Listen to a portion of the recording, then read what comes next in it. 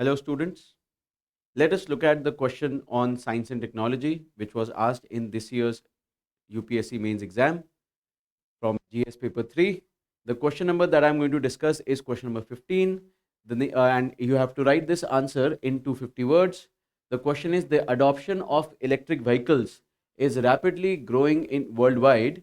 How do electric vehicles contribute to reducing carbon emissions and what are the key benefits they offer compared to traditional combustion engine vehicles? Now, traditional combustion engine vehicles are basically the internal combustion engine vehicles that we have around us, right, which are very popularly, used and used in India, and you see them on and off on the streets, right, on the roads, right. They are basically the petrol, diesel, CNG powered vehicles. Now, when you talk about this question here, it is very obvious from which context this question has been asked. It is obvious that we are witnessing Government of India is promoting, market as well as the policies of the Government of India are shaped in a way that we are trying to develop sustainable or alternative transportation measures. So if I talk about the context of this question, that why this question has been asked, it is very obvious that this question has been asked considering the possibilities of creating an alternative transportation system, right? And not just an alternative but a sustainable transportation system, right? We all understand this, that electric vehicles by and large are considered to have lower carbon footprint, less carbon emissions, but let us try to analyze the possibilities in which way we can answer this question, right? So it happens to be a very tentative, very expected questions in the UPSC exam. So when you look at the I have divided this entire answer into three parts, basically the introduction, the body part, and the conclusion part. You can obviously use your own creativity to write more content. You can obviously elaborate any of the dimensions depending on the demand of the question, but this will give you a basic general outlay that what all points should be written. So the introduction part of this answer, it should obviously acknowledge the dimension that it is an important initiative for finding a sustainable and a cheaper mode of transportation. Mind my words, guys, any fuel or any mode of transportation that has become successful so far, it has always been able to provide two necessary conditions. Firstly, it was cheaply available, and secondly, it was so when you talk about cheaply available, it wasn't putting a pressure on the common man's pocket, and secondly, it was consistently found. It was found across the entire infrastructural regime, entire distributional range, and it was possibly able to support the entire economy also in terms of the supply chain and such. So in the introductory part, one can write the points related to sustainable and cheaper transportation system means are required. If you in order to accentuate your introduction, you can also write a simple fact that EV sales in India are expected to cross around 50 million by 2030. By the year 2022, the number of EV sales in India reached somewhere close to 10 million. That means there were already approximately 1 crore EVs that were sold, right, by that time, and it is expected to reach over 5 crores in the next 7 to 8 years, right? In fact, if you even consider some other facts, it is considered that the EV market of India has also expanded, and it is expected to reach up to 2 billion US dollars by 2025. So you can state any of these facts that will support your argument considering the promotion of EVs. Then when you talk about the main body part of the answer, the EVs, they provide certain benefits over internal combustion engine vehicles. The ICE V here means internal combustion engine vehicles, right? And the EVs are electric vehicles. So first is they have a lower carbon footprint. They have a lower carbon footprint compared to internal combustion engines. Now, why do they have the lower carbon footprint? See, internal combustion engine vehicles, they normally run on carbon-based fuel, right? They run on carbon-based fuels. Plus, they also release a lot of other pollutants. They release other pollutants of sulfur, right? Sulfur, nitrogen, right? And they also release some kind of unburnt carbon as well.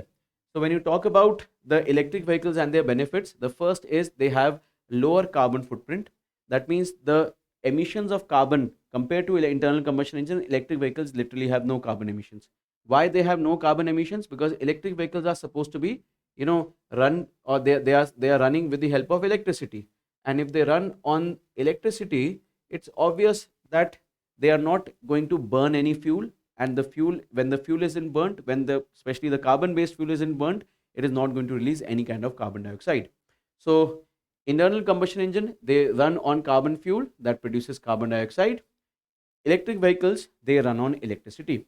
Now one can obviously put up an argument here that if the electricity in India is being produced from fossil fuels like coal, or natural gas or petroleum, then of course even the electricity will not be have some carbon emissions. And considering the electric vehicles in that situation, they will of course not be contributing in carbon neutrality, or they will not have a lower carbon footprint.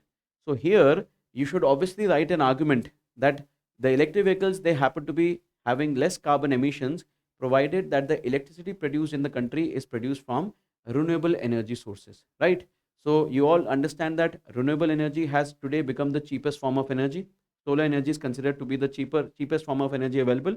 And there are also initiatives not just in India but also pan global initiative we are seeing, where they are trying to reduce the cost of renewable energy in general. So it has lower carbon footprint. Second point is their running cost is also substantially low. Now it is often considered that an average internal combustion engine vehicle may have a running cost from 5 rupees onwards and can go up to 15 rupees a kilometer. 5 rupees a kilometer to 15 rupees a kilometer, considering the quality, the standard of the vehicle that it is. But when you talk about electric vehicles, because electricity is itself getting cheaper, especially renewable energy electricity is getting cheaper, through and through. So it's very obvious that the electricity, the end product of electricity is also going to be cheaper, and it can easily provide better efficiency and better cost effectiveness to electric vehicles in a longer run. So the running cost is also fairly less. In fact, a very expensive electric car also, which provides all the high end features, it also has a running cost of hardly 1 to 2 rupees a kilometer, right? Then in terms of the design and manufacturing, it's a much simpler vehicle, guys. See, you guys can understand that when you open the boot of an internal combustion engine vehicle, you see so many machine parts. You see a lot of moving parts, a lot of machine parts are there. Approximately, it is considered that an internal combustion engine vehicle might be having somewhere around 2,000 to 5,000 job works. That means there are different types of activities that you have to do in different machine parts, and that's how an internal combustion engine vehicle is produced. So the complexity is quite high. But when you talk about electric vehicles on the other hand, in terms of their nature, in terms of their manufacturing, they are very simple. They mostly have a simple single electric motor, and they have some kind of shaft, some kind of mechanism to connect the electric motor propulsion with that of the wheels, and then there is a battery to support the working of the electric vehicles, right? And based on the other features, some other regenerative braking and such kind of things can be used, right? So the design wise, it's very simple, manufacturing is very simple. And if you think from this point of view, it's very obvious that its design and manufacturing is simple. That means it can obviously provide a huge support to the micro, medium, and small enterprises in India, MSME, or you can say micro, small, and medium enterprises in India, and they can obviously start their own EV manufacturing. In fact, you must have seen India has never seen these many producers of internal combustion engine when you compare it with electric vehicle producers. In India, we have lot many organizations, lot many startups coming up every now and then that have their own design of EVs. They have their own concepts of EVs, different technological innovations in EVs. So this is something which is a very important activity that EVs offer. So I have given some extensive points here that one can easily understand. The first point is internal combustion engine runs primarily on carbon based fuels. You guys can understand that adds up to the CO2. Then the second point is whereas EVs are powered by electric motors, which runs on electricity and powered with a lithium based battery, right? Remember this lithium based battery idea, because that will also become one of the small critique to EVs. Then there is of course a need for renewable energy like solar and wind. Only then the carbon emissions point of EVs or lower carbon emission points of EVs can be justified.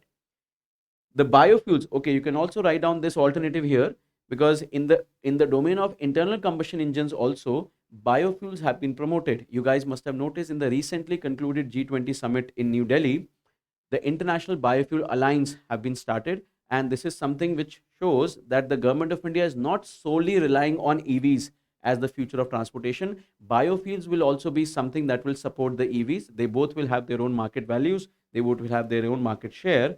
So it's obvious that the internal combustion engine vehicles, even their carbon footprint can also be reduced or minimized as much as possible if there is an introduction of biofuels.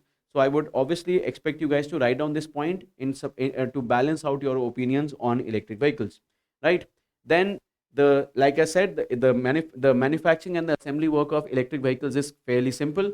So as it has a simple manufacturing process, new companies, new organizations can easily take up this technology and can definitely give a huge support to the micro, small, and medium enterprises in India. So it can obviously create more and more levels of employability, and even the skill set required by employments will also be fairly less. The running cost of EVs are low. Like I said, it is run through electricity, and electricity happens to be the cheapest. The renewable energy happens to be the cheapest form of energy available. But apart from this, EVs also offer some other experiences, which like they offer a better ride quality altogether.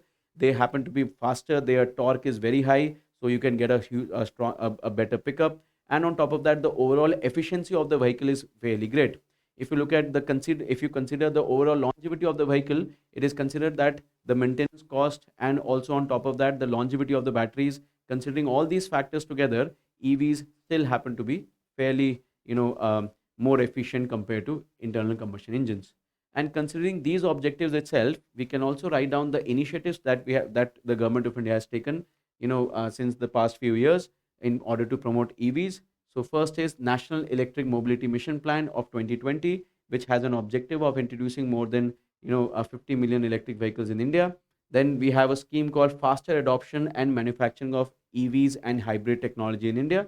This is basically an incentive. It is basically a market linked scheme where, organizations who prefer to manufacture EVs in India, they are given some kind of tax support as well as some kind of production linked incentives, so that the EVs, they become more competitive in terms of costing in the market.